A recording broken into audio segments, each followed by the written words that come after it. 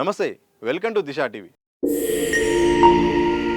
తెలంగాణ రాష్ట్రంలో వచ్చే సంవత్సరం సర్పంచ్ ఎన్నికలు జరగనున్నాయి. స్థానిక సంస్థల ఎన్నికల నేపథ్యంలో రాష్ట్ర ప్రభుత్వం ఒక కీలకమైన నిర్ణయం తీసుకోబోతుందని కూడా తెలుస్తోంది.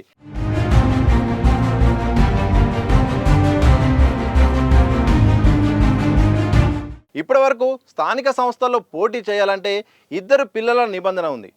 ఇకపై ఆ నిబంధనను సవరిస్తూ రాష్ట్ర ప్రభుత్వం అయితే నిర్ణయం తీసుకోవాలని తెలుస్తోంది. ఇప్పటికే సెక్రటరియట్ వర్గాల సమాచారం ప్రకారం 2 కంటే ఎక్కువ మంది పిల్లలుంటే స్థానిక ఎన్నికల్లో పోటీ చేసే అవకాశం కల్పించే దిశగా సీఎం రేవంత్ రెడ్డి యోచిస్తున్నట్టు కూడా తెలుస్తోంది. అంటే సర్పంచ్, అలాగే ఎంపీటీసీ, జెడ్పీటీసీ, కౌన్సిలర్, కార్పొరేటర్గా పోటీ చేయాలంటే పిల్లల నిబంధన ఉన్నది. 1994 చట్టం ప్రకారం ఈ నిబంధన కారణంగా 1995 అలాగే జూన్ 1 నుండి 2 కంటే ఎక్కువ మంది పిల్లలు ఉంటే స్థానిక సంస్థల్లో పోటీ చేయాలంటే ఈ నిబంధన అడ్డుగా మారింది. దీంతో ఎంతోమందికి సర్పంచ్ కావాలని కోరికలున్నా, గ్రామంలో అభివృద్ధి చేయాలి, తమకంటూ రాజకీయ ఉనికిని చాటుకోవాలనుకున్న పిల్లల నిబంధన కారణంగా ఎంతోమంది ప్రాతినిధ్యం వహించలేకపోతున్నారు. ఈ అభ్యంతరాలు పెద్ద ఎత్తున కొన్ని సంవత్సరాలుగా ఈ అభ్యంతరాలు వస్తున్న నేపథ్యంలో ఈ సంచలన నిర్ణయం దిశగా తెలంగాణ రాష్ట్ర ప్రభుత్వం ఆలోచిస్తున్నట్టు తెలుస్తోంది. ఈ నిబంధన కనుక ఎత్తివేస్తే దాదాపు రాష్ట్రంలో 12,000 గ్రామ పంచాయతీలు ఉన్నాయి. దీంట్లో కొన్ని వేల మంది కూడా పోటీ చేసే అవకాశాన్ని ఇచ్చినట్టు అవుతుంది కూడా రాష్ట్ర ప్రభుత్వం యోచిస్తున్నట్టు తెలుస్తోంది. పిల్లల నిబంధన కారణంగా డైరెక్ట్ రాజకీయాల్లో లేకుండా పార్టీకే పరిమితం అవుతున్న చాలామందికి నేరుగా పోటీ చేసి ప్రజలకు సేవ చేసి తమకంటూ ఒక రాజకీయ భవిష్యత్తు క్రియేట్ చేసుకునే అవకాశం ఉంది. కానీ గత సర్కార్లో ఎన్నిసార్లు వినతి ఇచ్చినా కానీ దీన్ని పెద్దగా పట్టించుకోలేదు. అయితే తాజాగా ప్రభుత్వం అయితే ఈ చట్ట సవరణ చేయాలని కూడా కోరుకుంటుంది. పంచాయతీరాజ్ చట్టంలో చాలా మార్పు చేర్పులు చేయాల్సిన అవసరం ఉంది. అయితే ఆ విషయంలో అయితే ప్రధానంగా దీంతో పాటు మరో అంశం కూడా తెరపైకి వస్తుంది. అదే కలెక్టర్లకు అధికారాలు. ఒక సర్పంచ్పై ఆరోపణలు వస్తే అంటే కలెక్టర్కు పూర్తిస్థాయిలో అన్న నిరూపణ అయితే ఆయనకు విచక్షణ అధికారం అవుతుంది. ఒక సర్పంచ్పై వేటు వేసే అధికారం. ఆ వేటు వేసే అధికారం వల్ల చాలామంది సర్పంచ్లు తమ రాజకీయ భవిష్యత్తును కోల్పోతున్నారు.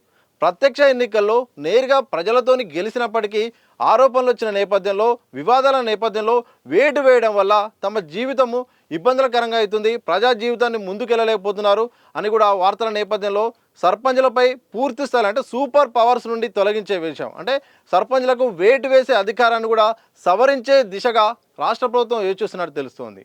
దాంతోపాటు చెక్ పవర్ అంశం కూడా ఉంది. అంటే సర్పంచ్కు ఉప సర్పంచ్కు చెక్ పవర్ లింక్ పెట్టారు. అంటే సర్పంచ్ ఒక నిర్ణయం తీసుకోవాలంటే ఉప సర్పంచ్ కూడా అనుమతి కావాలి. ఇక్కడే అసలు సమస్య వస్తుంది. అంటే సర్పంచ్కు ఉప సర్పంచ్ మధ్య కమ్యూనికేషన్ లేకపోవడం వల్ల గ్రామ అభివృద్ధి విషయంలో చాలా వరకు ఆగిపోతున్నాయి. ఆ చెక్ పవర్ లేకపోవడం వల్ల కొన్ని సంతకాలు పెట్టకపోవడం వల్ల జరగాల్సిన పనులు జరగలేకపోతున్నాయి, పెండింగ్లో ఉండిపోతున్నాయి. ఈ విషయంలో మరి పంచాయతీరాజ్ చట్టంలో రాష్ట్ర ప్రభుత్వం మార్పులు చేర్పులు చేస్తుందో మాత్రం తెలియాల్సి ఉంది. ఏదేమైనప్పటికీ వచ్చే సంవత్సరం అయితే సర్పంచ్ ఎన్నికలు జరుగుతున్నాయి. దాంతోపాటు ఎంపీటీసీ, జెడ్పీటీసీ, ఇక కార్పొరేషన్, మున్సిపల్ సంబంధించిన ఎన్నికలు జరగబోతున్నాయి. ఈ నేపథ్యంలో పంచాయతీరాజ్ అలాగే మున్సిపల్ చట్టాలు మాత్రం పలు మార్పులు చేర్పులు చేయడానికి రాష్ట్ర ప్రభుత్వం యోచిస్తుంది. ఇప్పటికే మన రాష్ట్రంలో పంచాయతీ ఎన్నికలు జరగాల్సింది, కానీ కులగణన నేపథ్యంలో మరింత ఆలస్యం అవుతుంది. ఇప్పటికే తెలంగాణ రాష్ట్రంలో కులగణన సర్వే కొనసాగుతుంది. ఈ సర్వే అనంతరం రిజర్వేషన్ల అంశం కూడా, అంటే సర్వే లెక్కల ప్రకారం ఒకవేళ స్థానిక సంస్థల ఎన్నికల్లో రిజర్వేషన్లు ఇచ్చే అవకాశం ఉంది.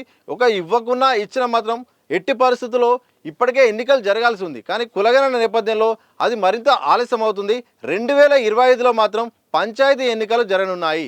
ఈ ఎన్నికల నేపథ్యంలో రాష్ట్ర ప్రభుత్వం సిద్ధమవుతుంది.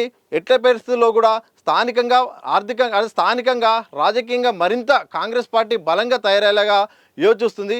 మరి చట్ట సవరణ నేపథ్యంలో కొన్ని అంశాలు కూడా ఉన్నాయి. అంటే ప్రభుత్వ ప్రకారం చేయాల్సిన కొన్ని సవరణలు కూడా ఉన్నాయి.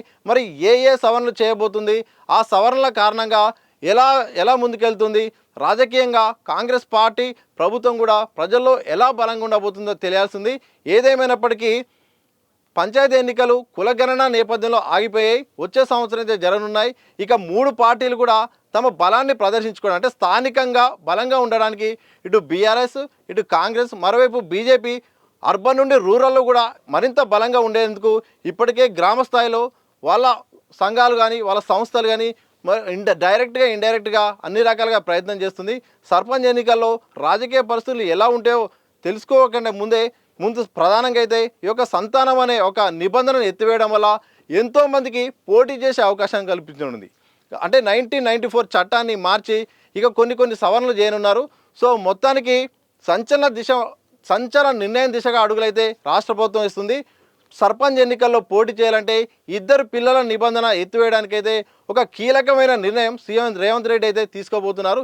ఈ నిర్ణయం అయితే మరి త్వరలో అయితే ప్రకటించనున్నారు. ఈ ప్రకటన అనంతరం వచ్చే అసెంబ్లీ ఎన్నికల్లో ఈ చట్ట సవరణ జరగనుంది. ఈ చట్ట సవరణ జరిగిన అనంతరం మరి పోటీకి చాలామంది ఉండే అవకాశం ఉంది.